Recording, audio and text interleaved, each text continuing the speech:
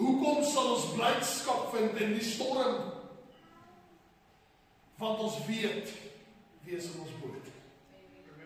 Ons weet wie is saam met ons.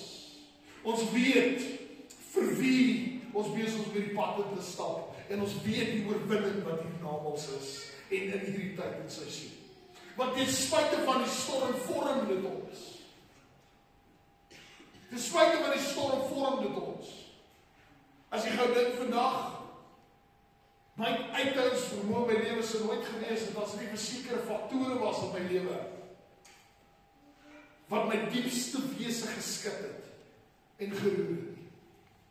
Ek sou nie gewees het vandag die man wat ek is vandag as dit nie vir die storms en die moeilike tye was nie.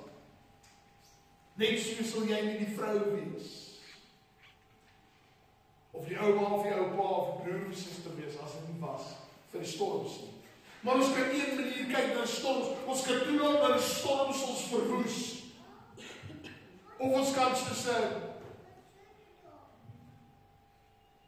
'n goeie seiler leer dat die storms wat ons het leer ons om 'n beter kaptein te word van ons skip. Jy ken wat dit is nie die kalm waters wat 'n goeie kaptein maak nie.